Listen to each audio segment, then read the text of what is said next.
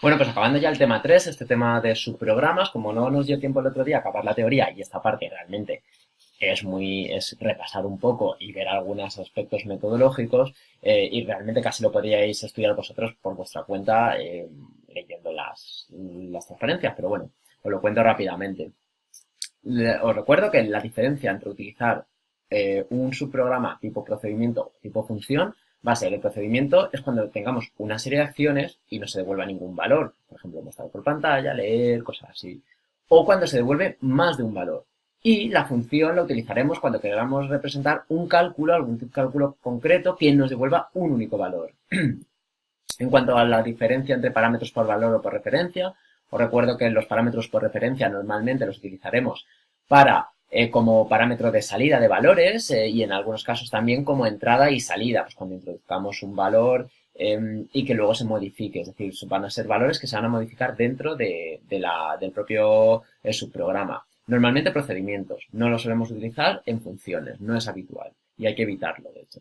Y como excepción, en algunos casos podemos llegar a utilizar un parámetro por referencia como entrada. ¿Por qué? Pues para ahorrar espacio, ya que en el momento que nosotros utilizamos un parámetro por referencia, lo que estamos haciendo es que el parámetro ficticio y el parámetro real pasan a ocupar el mismo espacio en memoria. Entonces puede que nos interese simplemente, en casos de datos muy elevados, pues por ejemplo con mucho espacio, que ocupe mucho espacio, como matrices o vectores, necesitemos utilizar pues este truquillo para ahorrar espacio. El problema es que corremos el riesgo de que si se modifica ese parámetro, se va a modificar también, lógicamente, el parámetro en el programa principal, es decir, ese parámetro real.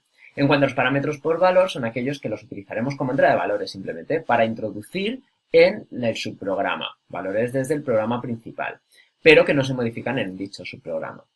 Vamos a hablar de un par de funciones que vienen ya definidas en Pascal, que el compilador las va a entender. Una es la función random, que va a ser bastante útil.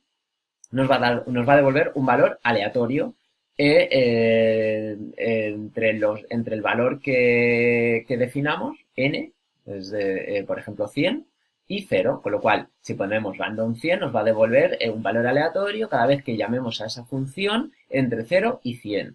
Digo, entre 0 y 99, perdón. Si ponemos el valor 10 a la n, le asociamos el valor 10 para random, nos devolverá un valor aleatorio entre 0 y 9. Aquí tenéis un ejemplo. Hay que definir siempre, escribir antes al principio de lo que sería el programa dentro del cuerpo, escribir randomize punto y coma para, este es un procedimiento para que se ejecute correctamente lo que sería la función dentro del programa. Entonces siempre pondremos el procedimiento randomize. Esto no hay que definirlo ni declararlo en ningún lugar, ya viene en Pascal. Simplemente luego escribir el random y tampoco hay que declararlo ni definirlo. Y ya, si quisiéramos tener un valor aleatorio entre el lugar de 0 y 99 para el valor n igual a 100, pues tendríamos que simplemente sumar a este random 100 más 1. Si por ejemplo nos devuelve el 0, pues tendremos 1 y así. Luego tenemos la función getDate, que lo que nos hace es a esta función y a estas variables devolverles, o parámetros más bien dicho, devolverles el valor actual en el momento que se llama a la función del año del mes, del día del mes y del día de la semana. El día de la semana empieza por 0, con lo cual sería el domingo el 0, y el resto de días pues sería un número consecutivo. El 1 pues sería el lunes, por ejemplo. Y simplemente tendríamos que asociar una variable a estas variables, a estos parámetros formales o ficticios, pues dentro del programa principal, cuando llamásemos a getDate, tendríamos que asociar una variable o parámetro real ya que utilicemos dentro del propio programa. En cuanto a los aspectos metodológicos, estamos trabajando con un diseño descendente, es decir, tenemos un problema global que vamos dividiendo en pequeños subproblemas, con lo cual lo vamos a ir descomponiendo. E incluso cada subproblema o subprograma lo iremos dividiendo en otros pequeños, es decir, dentro de un subprograma podemos contener otros. Normalmente tendremos que definir un subprograma para cada subproblema y contará con una precondición y una postcondición. La precondición suele relacionarse con los datos de entrada, esos datos que vamos a introducir, con los que vamos a trabajar esas condiciones iniciales, con las que vamos a trabajar en el subprograma, es decir, esas condiciones que encontraremos en el propio programa y que introduciremos al subprograma para que realice algo y nos devuelva unas condiciones posteriores tras su ejecución, tras sus instrucciones. El propio cuerpo del subprograma vendría a ser ese algoritmo, con lo cual vendría a ser como un subalgoritmo del subproblema. Y nos van a ayudar mucho los diagramas estructurales, que ya hemos visto, por ejemplo, pues en el ejercicio que he subido antes sobre el cálculo del área del triángulo, donde pues tenemos el programa principal y luego con cajas y separados por una serie de ramas, tendremos las subfunciones, ya sean procedimientos los subprogramas, ya sean procedimientos o funciones. En cuanto a las recomendaciones técnicas, es importante utilizar en este desarrollo, en esta forma de programar descendente, por tanto, procedimientos como funciones. Y en cuanto a los aspectos relevantes, en primer lugar es importante la encapsulación, es decir, tenemos que seguir el principio de máxima localidad, de tal forma que todos los objetos que necesitemos o variables que necesitemos dentro de cada cápsula, dentro de cada subprograma, se queden internos. Es decir, si yo voy a utilizar una serie de variables, como nos ocurre muchas veces, variables que utilizamos pues para acumular sumas, como contador, como auxiliares, esas variables, si solo las vamos a necesitar en ese subprograma, las definiremos dentro como variables locales e intentaremos, no las utilizaremos en otro lugar. Realmente, por los principios de cómo se configura o cómo está estructurado Pascal, nosotros no podemos utilizar una variable local hacia atrás, es decir, para los programas sobre el que depende ese subprograma. Entonces, siempre tienen que ser locales al mismo, con lo cual tenemos que intentar que el subprograma sea una caja negra donde ocurran muchas cosas, tengan sus variables, pero para el programador del programa principal, es decir, no el que programa ese subprograma, que puede ser el mismo, pero sea totalmente sea innecesario conocer esa información. Simplemente sepa que ante una entrada nos va a devolver una salida, pero no el cómo. Y siguiendo también el principio de autonomía de los subprogramas. Es decir, esa comunicación con el exterior solo se debe realizar a través de los parámetros. En este caso, en los subprogramas serán los parámetros formales. Y en el programa, los parámetros reales que llamarán a ese subprograma, función o procedimiento. Con lo cual, hay que evitar usar variables globales dentro de los subprogramas, ya que el subprograma debe usar sus variables locales. Y evitar, sobre todo, tanto leer como modificar variables globales dentro de un subprograma. Para eso, esas variables globales, para eso tenemos los parámetros. Es decir, tendremos que introducir esas variables como parámetros, no dentro del programa. Entonces ya cuando esas variables globales se modifiquen, que introduzcamos como parámetros, las denominaremos parámetros por referencia. Es decir, esas variables se modificarán dentro del programa y devolverán un valor modificado tras el subprograma. Si queremos utilizar esas variables globales dentro del subprograma, se pasarán como parámetros por valor y no se modificarán, siempre y cuando no queramos que se modifiquen. En cuanto a la escritura de las variables globales dentro de un subprograma, es decir, si nosotros queremos cambiar el valor nuevamente, repitiendo lo que hemos visto ahora, queremos cambiar su valor dentro del programa, parámetro por referencia. Pero nunca podremos pasar una variable global, es decir, no como parámetro global, sino directamente como variable dentro del subprograma. Aunque nos permita modificarlo, si yo tengo una variable global, modificarla en un subprograma porque la va a entender, es decir, va a ver su valor, no podemos o no debemos modificarlo.